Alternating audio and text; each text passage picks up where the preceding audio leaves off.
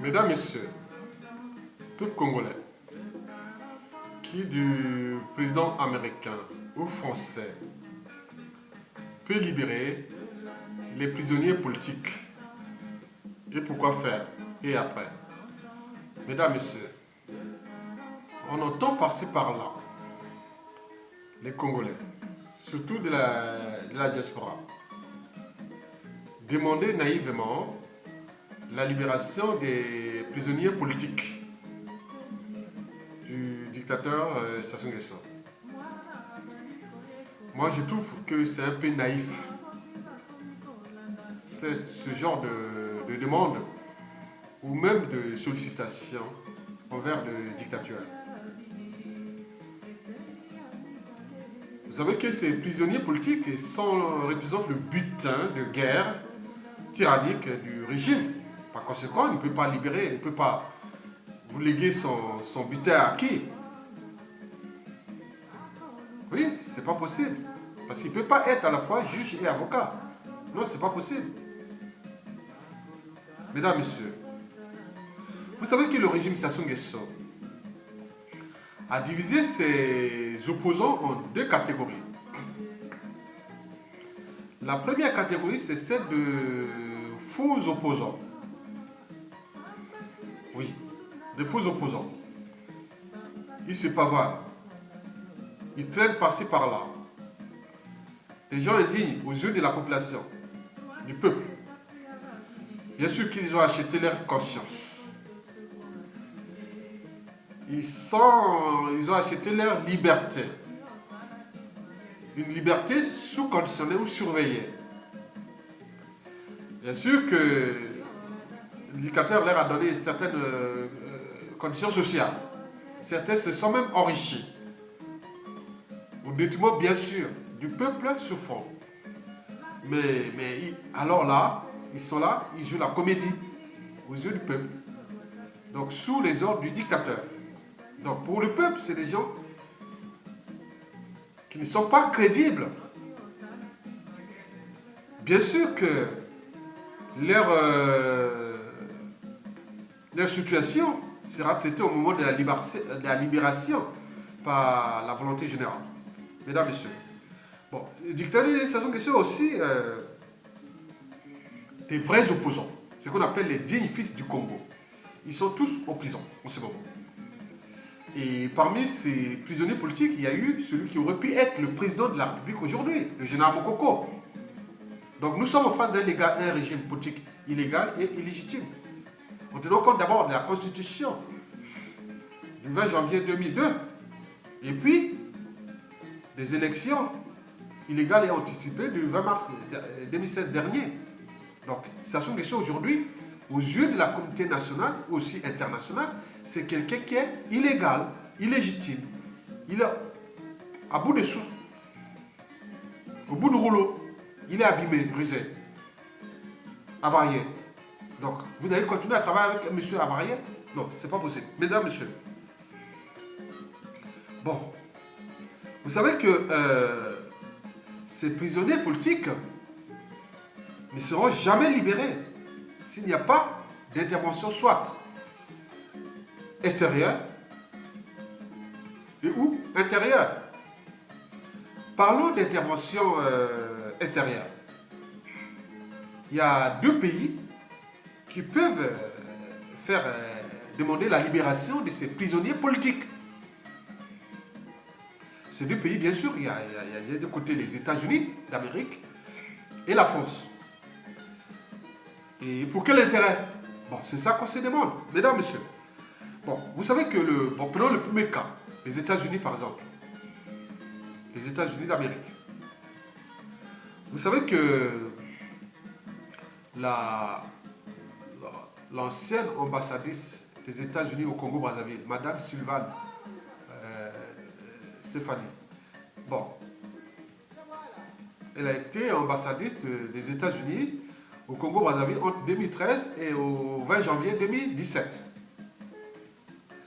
Il me semble qu'elle s'occupe aujourd'hui des affaires africaines au département d'État américain. Et vous savez qu'elle a été souvent humiliée par le régime. Bien sûr que le régime se sentait en puissance devant une puissance militaire. La première puissance militaire du renseignement économique autre. On s'est demandé, mais il y a un problème. Qu'est-ce qui se passe? Voilà, vous savez que dans toute organisation, quand il y a un dysfonctionnement, c'est celui qui a la tête qui en est responsable. Le poisson pourrit toujours par la tête. À l'époque, qui était à la tête des États-Unis, c'était le président Barack Obama. On est bien d'accord. On ne pouvait pas comprendre comment un simple dictateur peut humilier l'ambassadrice des États-Unis. C'était jamais vu. Et Madame Sullivan, qui aujourd'hui s'occupe des affaires africaines, son soldat, en 2015-2016, c'était vraiment... Attends, Sassou Nguesso faisait sa loi, mesdames et messieurs. Donc on s'est dit qu'elle a acheté la conscience mondiale. Avec quoi? Avec le produit intérieur brut congolais, c'est-à-dire nos deniers publics. Donc la moitié a été léguée à cette économie pour qu'ils se maintiennent coûte que coûte au pouvoir, en achetant la conscience mondiale, les fondations partout, aux États-Unis, des groupes d'intérêt, les groupes de pression, les lobbying et autres, des présidents, des chefs d'État, des ex-présidents d'État. Donc voilà, donc il a tout acheté avec l'argent du Congo. Donc les conditions que vous vivez, c'est en partie liées à cette économie d'achat de conscience que le régime Sassou Nguesso a toujours entrepris, parce que Sassou ne fait pas la politique. Il fait du banditisme et du gangsterisme. Il fait de la criminalité, de la mafia. C'est tout, il n'y a rien. Il n'a pas de capacité intellectuelle et morale de pouvoir s'adapter au changement. Donc lui, il fonctionne comme ça n'a jamais changé. Sassou n'a jamais changé de méthode. Voilà, il est toujours resté carré dans ses méthodes, disons que, bon ben, j'agis comme ça a toujours fonctionné, donc il reste là dans ses... Voilà. Mesdames, Messieurs, donc il suffit que Madame Sullivan voit le secrétaire d'État américain, voilà, le secrétariat d'État, et il voit Donald Trump, voilà. Bon, il appelle, allô, Sassou Nguesso, bon ben, soit le secrétaire d'État, au département d'État ou le président américain lui-même, comme Sassou Nguesso a voulu aller voir le président Donald Trump quand il était élu le 27 décembre 2017, et le 27 décembre, 26 au 27 décembre 2016, vous voyez qu'il a été humilié aux États-Unis. Il voulait être le premier à rencontrer Donald Trump. Et Donald Trump, allez, rentre, si tu veux, moi je t'arrête. Et là, il est là, je ne sais pas comment s'est terminé cette embrouille. Aujourd'hui, si Donald Trump, monsieur Sassou Nguesso, allô? Bon, je demande de libérer les prisonniers politiques. Ah bon? Oui, je vous l'ordonne. Voilà. Si vous ne libérez pas les prisonniers politiques, et vous préparez votre départ dans moins d'un mois, vous devez partir là. On va vous trouver un endroit où vous allez vous voir. Donc, vous devez faire ça. Sassou Nguesso va le faire. Automatique va le faire. Mais bien sûr qu'il va prendre son téléphone.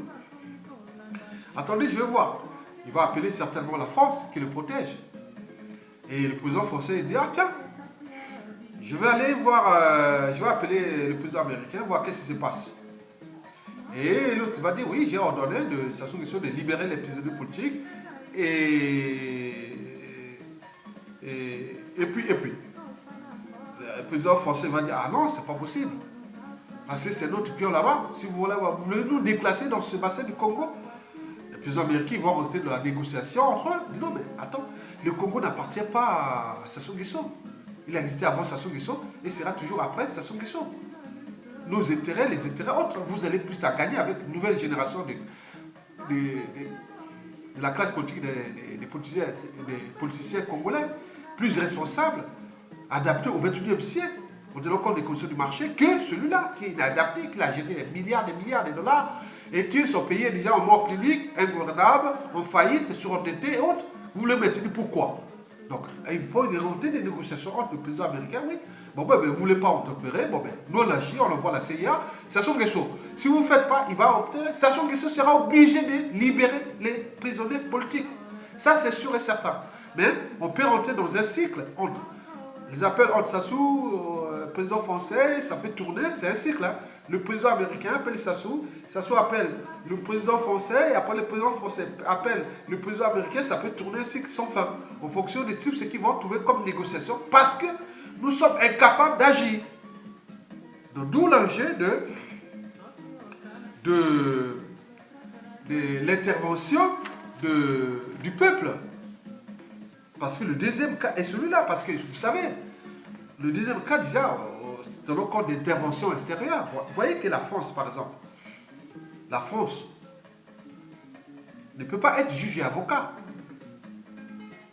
Oui, c'est lui qui l'a installé au pouvoir depuis 1997. Il l'a réinstallé au pouvoir depuis 1997 à nos jours. Qui le potait d'ailleurs. On ne sait pas pourquoi. On parle d'intérêts vitaux, stratégiques, économiques. On ne sait pas où c'est tous ces intérêts. Bien sûr, les CFA. Est-ce que nous allons dire que nous allons mettre en danger les CFA?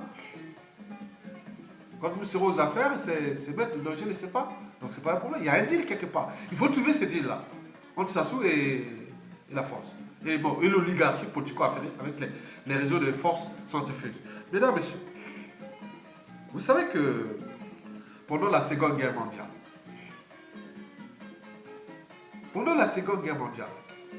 la France a été attaquée par un seul pays, l'Allemagne. Mais la France a lutté pendant 5 ans. L'eût été l'intervention extérieure, c'est-à-dire des Américains, avec la coalition, puisque le régime, le Troisième Reich avait créé beaucoup d'ennemis, dont les Anglais, les Soviétiques et la France et les États-Unis. Donc, il y a eu une coalition des pays extérieurs qui sont venus combattre l'Allemagne. Donc, il y a eu d'abord les Anglais qui ont résisté et les Soviétiques qui ont résisté aussi, plus l'appui des Américains, ils ont libéré la France. Ils ont combattu, ils ont neutralisé le nazisme après. La France a été libérée par la suite. Bon, mais nous c'était l'inverse. On n'était pas comme la France. Nous, il y a eu une coalition des pays qui sont venus nous envahir. Et cette coalition a été préparée et organisée méthodiquement par la France, avec ses alliés. Donc, l'Angola, le Gabon, le Rwanda. Non, pas le Rwanda. À ce moment-là, il n'y avait pas le Rwanda. Non. La France, le Gabon, l'Angola, le Tchad et quelques pays périphériques. On parle du Maroc et aussi d'Israël. Et voilà. Donc, vous voyez déjà ça. Donc, nous sommes attaqués aujourd'hui. Il y a une coalition qui nous a attaqués, même si, comme on dit, donc, rien ne se crée, rien ne se perd, tout se transforme. Bon, dans une relation, on dit, bon, rien ne naît, rien ne périt. Des choses déjà existantes peuvent se combiner, se séparer de nouveau. Même si aujourd'hui, l'Angola ou le Gabon ou le Tchad et tout ça, ils ont une responsabilité historique par rapport à ça. Et nous n'oublierons jamais ce qu'ils ont fait aux Congolais pendant cette période. Ça n'oubliera jamais. Même l'Angola. Tout ça, nous n'oublierons jamais. Ça rentre même dans des stratégies intangibles. On n'oubliera jamais ce qu'ils nous ont fait de mal au Congo. Mesdames, Messieurs, bon, bien sûr, le régime Sassou Nguesso est la synthèse entre le nazisme et l'apartheid. Je vous rappelle que nous avons déjà 20 ans déjà de résistance. La France a eu 5 ans à résister, mais il y a eu l'aide extérieure. Mais nous sommes là depuis 20 ans, en train de se battre contre cette coalition. Bien sûr que les choses se sont restructurées, transformées. Je vous dis que, comme la maxime Antoine Laurent Lavoisier, rien ne se crée, rien ne se perd, tout se transforme. Il s'agissait bien sûr de la réformulation d'une maxime clé du philosophe grec Anaxagore. Rien ne naît, rien ne périt. Des choses déjà existantes peuvent se combiner, se séparer de nouveau. Mais se transforment aussi. Bon, donc, il y a, au niveau de l'Angola, du Gabon, on voit la situation qu'ils subissent aujourd'hui, eux aussi. Bon, demain peut-être ce sera Angola. Nous devons nous battre nous-mêmes. Parce que le régime là est la synthèse entre le nazisme et l'apartheid. Bon, parlons du nazisme. Comment les nazistes, on a mis fin au nazisme? D'abord, il y a eu l'intervention extérieure. Bien sûr, il y a eu des facteurs aggravants. Par exemple, le Troisième Reich avait beaucoup d'ennemis déjà. Le front de l'Ouest avec la France et aussi l'Angleterre. Et l'Angleterre a résisté, même si la France, c'est la débâcle, elle a lâché le morceau, mais les Anglais ont résisté. Après, il y a eu le front de l'Est avec les Soviétiques. Vous voyez ça? Après les Soviétiques, bon, bien sûr, il y a eu l'appui du go poisson, du go voilà, américain. Donc, quand les Américains sont venus, ils ont intervenu, donc il y a eu cette coalition qui a permis à la libération. Mais nous, c'est l'inverse, on n'a pas ça. Donc, les ennemis se sont suturés, organisés. Et ils sont venus neutraliser le nazisme. Mais nous, on n'est pas en train de suturer et d'organiser cette résistance. Nous sommes bien sûr seuls. On n'a plus de comité international, on n'a plus l'Union africaine, et on est tout seul. Et demain, nous, on sera que qu'est-ce que sert cette Union africaine? On est d'accord? Donc, nous devons prendre demain, ce sera la stratégie du Congo demain, hein, des relations bilatéraux. Plus de trucs d'organisation à fond. Nous, on fait ça, on va participer comme ça, sans rien faire, rien ajouter. Nous, on sera France à France, entre États. Relations bilatérales entre pays. Il n'y a pas besoin de négocier entre pays. Il n'y a pas besoin de faire là parce que vous voyez que les gens parlent de l'Union africaine. Quelle Union africaine? On tue les gens par-ci par-là, les gens sont... Non, non, il n'y a pas d'union. Tuez vous-même. Prenez votre responsabilité. Mesdames, messieurs, le nazisme a été vaincu parce qu'il y a eu l'Allemagne avait commis des erreurs d'attaquer tout le monde. Même il y a un général allemand qui dit mais il me semble que les territoires de conquête sont finis. Donc nous avons créé beaucoup d'ennemis. Donc bien sûr qu'ils ont créé beaucoup d'ennemis. Bon, et vous voyez déjà la conséquence, c'est que les ennemis se sont restructurés. Donc ils sont allés se restructurer, ils ont organisé la résistance, ils sont venus neutraliser l'autre, de l'extérieur. Le nazisme n'a pas été vaincu de l'intérieur. Il a été vaincu de l'extérieur, par l'intervention extérieure. Je vous rappelle que nous sommes dans le régime Sassou Nguesso est la synthèse entre le nazisme et l'apartheid. Maintenant, parlons de la fin de l'apartheid. Bon, je pense qu'il y a eu plusieurs facteurs aggravants. Bon, il faut d'abord dire que l'apartheid déjà a commencé à la fin de la Seconde Guerre mondiale. Hein. Après les années 50, c'était encore, elle s'est amplifiée au cours des années 60, jusqu'à la fin de l'apartheid, les années 90. Donc elle a duré, la pire apartheid a duré 20 ans. Comme nous aujourd'hui au Congo, nous sommes 20 ans de résistance avec ce régime qui nous a été imposé. Les Sud-Africains ont résisté vraiment frontalement avec l'apartheid pendant 20 ans. Vous savez que comment dire ça, Mandela a été, il y a eu un leader charismatique qui a été emprisonné, comme le cas de Général Mokoko. Mais là, c'était entre blanc et noir. Mais là, c'est un noir qui traite ses pauvres, ses semblables dans les conditions pires que ce qui s'est passé pendant l'apartheid. Il y a un problème d'examen de conscience entre noirs. Nous sommes là, on est en train de traiter entre noirs, pire que ce que l'apartheid a traité les noirs en Afrique du Sud. C'était des régimes blancs. Donc, vous mesurez déjà l'examen de votre conscience. Mesdames, messieurs.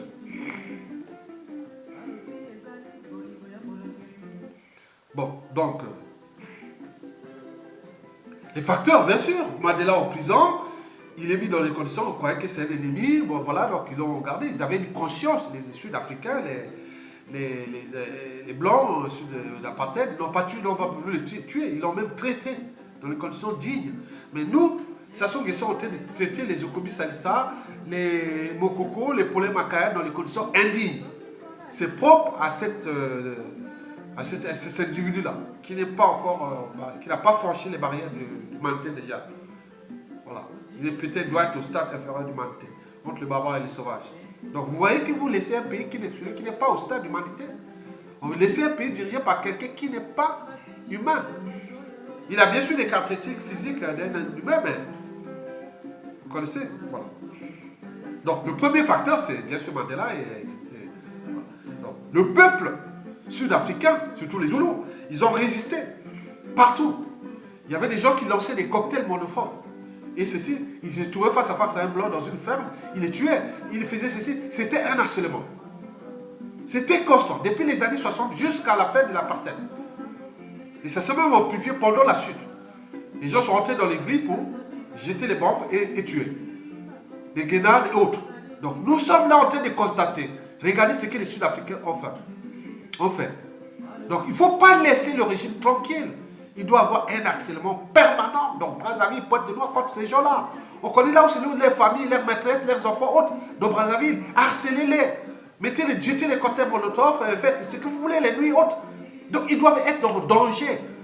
Et nous sommes là en train de constater. Ah oui, ils ont fait ça. Il n'y a plus de salaire de fonctionnaires. Ils ont tué ça. Ils ont fait. Non, non, non. Vous êtes un peuple de moutons. Ce n'est pas le peuple sud-africain. Ils ne sont pas les peuples de moutons. Mesdames, messieurs. Voilà. Donc, ils ont harcelé le régime d'apartheid blanc en Afrique du Sud pendant 30 ans. Et avec la période des 20 dernières années, les 20 dernières années, c'était dur. Pour les Blancs aussi, c'était dur. Et même, ils reconnaissent. Ils avaient peur d'être tués par-ci, par-là, par la rue ou autre, par un noir. Et un blanc arrive comme ça, il peut être poignardé et autres. Il y a des gens du régime qui se promènent dans Brazzaville, Pointe-Noire, partout dans le pays. Tu arrives, voilà. Donc, on n'a pas ces génétiques-là. Nous sommes trop moutons. C'est ça le problème. Nous devons activer l'expression de certains gènes qui peuvent nous transformer aussi en loups, comme eux. C'est ça le problème. Motivez-vous parce qu'on n'a pas un seul pays. La politique, si vous fouillez la politique, elle vous rattrape. Parce que le problème des visas, le problème de l'eau, d'énergie, de politique, de tout ce qui sème la terre dans Brazzaville, c'est d'abord la politique. Quand la tête est pourrie. Donc, sachant qu'il soit à la tête de l'État, dans une organisation, qu'elle soit État, entreprise ou association, c'est celui qui est la tête qui en est responsable. Si la tête est pourrie, tout est pourri. Donc, vous allez garder ce monsieur-là? Non. Vous serez plus que jamais déclassé, déshumanisé et décivilisé. Mesdames, messieurs, bon, la fin de l'apartheid, bien sûr, il y a eu le deuxième facteur aggravant. C'était que, tout autour des années 60, il n'y avait pas, ou tout le nord de l'Afrique du Sud, il n'y avait que des pays qui étaient sous le joug de l'anglais, du Royaume-Uni et aussi de l'Afrique du Sud. Si on va du côté Est, par exemple, côté Est, il y avait quoi? Il y avait le Mozambique, déjà, qui était sous le joug des Portugais. Mais le Mozambique est devenu indépendant avant les années 80 et s'est transformé en pays communiste. Bon, après, au nord de l'Afrique du Sud, il y avait la Rhodésie du Nord qui est devenue indépendante aussi. Donc la Rhodésie du Nord aujourd'hui c'est quoi? C'est le Zimbabwe. Après la Rhodésie du Sud, c'est aujourd'hui le Botswana. Et après, à l'ouest, il y avait la République sud-ouest africaine. Donc, c'est aujourd'hui la Namibie. Donc, c'était un terrain, donc tout était là. Donc, les armes circulaient. Donc, ils savaient qu'il y avait des trafics d'armes, passant de la Rhodésie, de Botswana, bien sûr, de Zimbabwe, aussi de Mozambique. Bon, donc, ils avaient les capacités, ils avaient les moyens d'agir. Bon, nous, seulement au Congo, tout autour de nous, ce qu'on peut compter. La Centrafrique, c'est pas grand-chose. Le Cameroun, c'est une dictature, donc c'est protégé entre les dictatures. Au Gabon, pas possible. La RDC, non, on voit les armes. Non, on ne peut pas les transformer. Voilà. Donc, il y avait des pays à côté qui leur livraient des armes. Le Zimbabwe a livré des armes aux résistants sud-africains. Il a acheté les tanks en tant que pays. Ils donnaient les armes qui rentraient là-bas, donc c'est ça qui servait pour tuer les apartheid dans les rues, à Johannesburg, à Pretoria, partout. Donc ça devenait insoutenable. Donc ils ne se sont pas laissés faire, ils ont dit qu'ils deviennent en danger. Les pays-là sont devenus indépendants, tous indépendants. Toute l'Afrique du Sud était déjà encadrée par des ennemis. Je vous cite le Mozambique communiste, le Zimbabwe, le Botswana et la République, la Namibie aujourd'hui. Donc voilà. Non. Le troisième facteur aggravant, c'était ce qui est arrivé à un monsieur qui s'appelle un humaniste, qui s'appelle Frédéric Leclerc, qui a vu que non, mais écoutez, ça commence à bien faire, et là ça devient dangereux pour nous. Donc il a trouvé un processus de sortie pour apaiser, c'est un peu d'humaniser l'apartheid. Parce qu'elle était déshumanisée.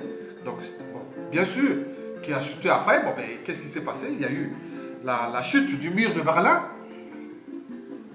et la fin de la guerre froide. Donc, le Mozambique ne devenait plus un danger puisque le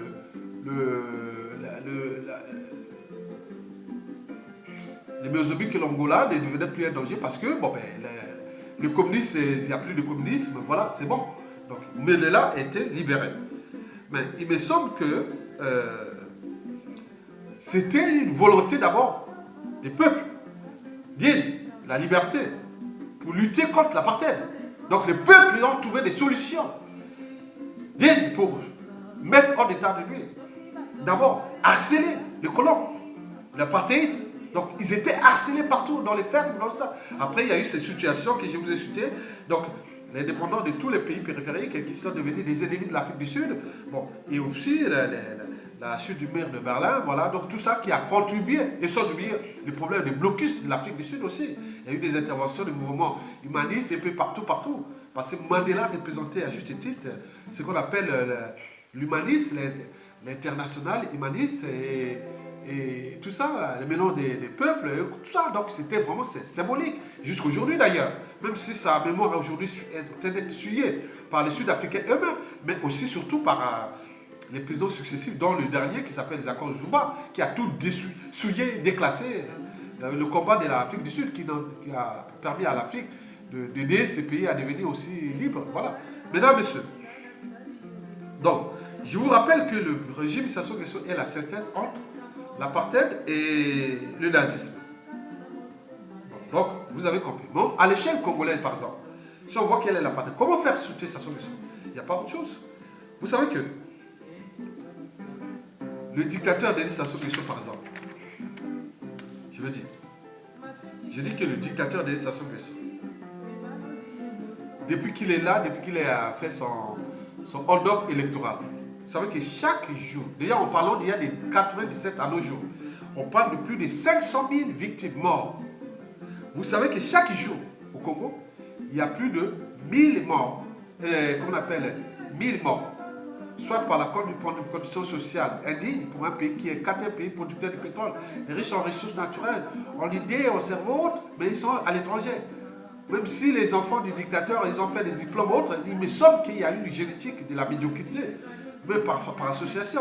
Parce qu'ils ont envoyé tous leurs enfants se former ici. Mais pourquoi tous ceux qui viennent faire leur diplôme d'ingénieur autres, ils ne sont pas capables de gérer même un pays, même pendant cette tyrannie pour les responsables. Le pays est en train d'être déclassé, décivilisé, en faillite surendetté, vendu à la découpe. Donc c'est une génétique du vol et de la médiocrité. Est-ce que nous allons laisser libre cours à ça? Je vous dis, rappelez-vous pas ça qu'il y a 1000 morts par jour. Ceux qui meurent par les gens, les sortes de torture, d'autres par les conditions sociales exécrables, parce que l'accès par exemple à l'eau, la première condition sociale, c'est d'abord l'eau. L'accès à l'eau, l'eau c'est la vie. Mais là, il me semble que l'eau est salubre, la nourriture pas terrible, tout pas terrible. Bon, donc, les gens, on parle de 30 000 morts chaque mois sur le territoire national, à toutes ces conditions. Bon, si nous attendons encore un an, on va arriver combien? On va arriver à 300 000. Sans oublier les bombardements dans les poules, les déplacés, les tortues, donc il y en a plein. Donc on s'est dit que face aux contraintes, il y a 1,5 million de gens dans Brazzaville. Hein? Il y a 1,5 million de gens dans Brazzaville. Il suffit de suturer. On prend 30%. Donc il n'y a pas besoin de compter de ses opposants. Non, c'est un problème de volonté. Nous devons suturer ça déjà, je vous avais dit déjà qu'au sein de l'Alliance, nous ne voulons pas acheter notre liberté. Nous devons la mériter. Donc, pour ce faire, donc, nous devons mettre les gens dans la rue. Oui. Donc, tous au palais. Tous au palais. Mais c'est possible. Nous pouvons lutter pendant une semaine, un mois. Je pense qu'au bout d'un an, le régime va tomber. Ça peut être même le jour même, il suffit d'organiser.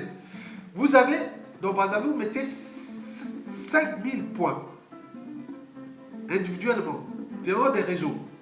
Vous préparez des réseaux, des cocktails monophoniques. Cocktail monophonique, ce n'est pas difficile à fabriquer.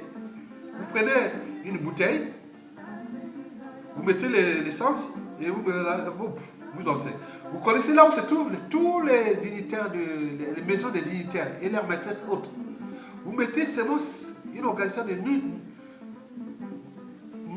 nuit rouge dans tous les quartiers, du premier arrondissement jusqu'au 9e arrondissement et les lieux périphériques. Vous connaissez là où se trouve. Il suffit d'organiser ça en petites cellules. Vous venez avec la peau, vous mettez pouf, vous jetez, pouf, c'est en feu. Si ça fait une nuit vraiment terrible, ils vont mobiliser tous les Français chercher autre. Ils vont être là. Deuxième nuit, troisième nuit, on va chercher. Chacun fait malin. C'est pas faire en groupe, non. C'est individuellement. Vous donnez seulement des réseaux que chacun va faire. Individuellement. Pouf, pouf.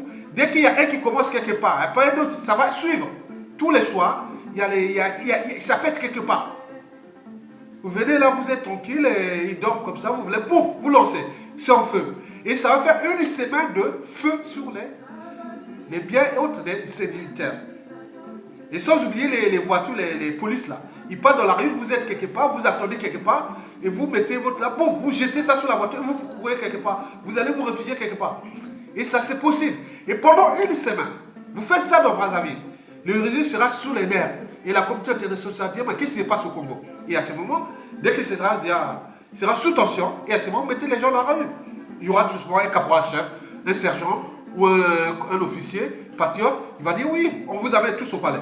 On connaît là où se trouvent les armes. On prend les armes et allez, on libère le pays. Et les prisonniers politiques sont libérés. Sans intervention extérieure. Mais si ça commence à durer, je suis sûr et certain, les Américains peuvent dire, ah oui, tiens, non. Voilà. Étant donné que nous avons aujourd'hui une alliée qui s'appelle Madame Subane, qui a été humiliée par le régime.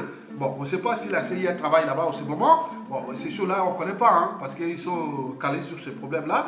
Je ne sais pas, ils sont en négociation avec la France, mais il semble que Madame Subane est venue ici en France, ici, depuis qu'elle a été placée aux cellules africaines. Donc, je ne sais pas qu'est-ce qu'elle est venue faire ici en France. Bon, elle est venue pour peut-être négocier des choses, mais nous devons agir déjà nous-mêmes. Donc, arrêtons de se plaindre pour vos conneries, pour votre lâcheté, tout y a. Non, nous devons nous libérer nous-mêmes, acheter notre liberté. Mettez les gens dans la rue, tous au palais. Donc, nous aurons d'abord une semaine de terreur, de cocktails monophores. Il y a des bières partout. Vous savez que l'eau coûte plus cher à Brazzaville qu'une bouteille de bière. Donc, il y en a plein. Gardez ça, mettez l'essence et gardez quelque part. Vous passez quelque part dans un petit sac ou autre, vous voyez, vous mettez l'allumette, pouf, vous jetez ça. Préparer un cocktail Molotov, c'est un jeu d'enfant. Demandez à d'autres. Dès qu'il y a un qui commence, vous allez jeter ça dans toute la ville de Brazzaville. Mais ceux qui se fait par effet d'entraînement, aller jusqu'à même à Pointe-Noire et autres. Donc ils seront en tension permanente. Et ça, ils seront obligés de céder. Parce qu'ils savent que si ça se libère dans les conditions de la violence, parce qu'on leur a donné, envoyé des lettres de rappel que le bail là, ce n'est pas à vous, le bail là, c'est à partir au peuple congolais. Et vous êtes des locataires illégitimes et illégaux, et vous devenez des forcenés. Bon, on vous envoie des lettres de rappel, vous ne voulez pas. Mais au moment où ça va terminer dans les conditions, vous saurez, de la volonté générale. Ce n'est pas dans le cadre d'une révolution parce que personne, là dans ces cas, personne ne contrôle plus rien. Il ne faut pas dire, ah oui, je connais Ayatonga et le résident, ah ça c'est mon frère. Non, non, je ne connais pas. Moi je ne connais pas votre passif là-bas. Non, on va négocier, on va voir. Moi je ne vous connais pas. Hein. Même si, voilà, je ne sais pas ce que vous avez fait avec votre grade d'officier ou de haut fonctionnaire ou tout ce que vous étiez au pays. Qu'est-ce que vous avez fait pour libérer le pays, individuellement et collectivement. Donc, les gens ont coco en prison, même les Makois. Vous allez dire, ah oui, moi je suis Makwa, et oui, ça c'est des fils de Makwa. Non, non, attendez, vous êtes là, ça qu'ils sont en train de protéger les Mboshi de Oyo, Bouya, Dou et tout ça, et en neutralisant les autres fils des autres régions, et vous êtes là en train de l'accompagner. Le pays sera plus que jamais. Je vous dis qu'aujourd'hui, le pays est outragé. Il est souillé. Le pays est outragé. Il est souillé. Il est vendu à la découpe. Il est surendetté. Mort clinique. Le pays est en mort clinique. Ingouvernable à vie.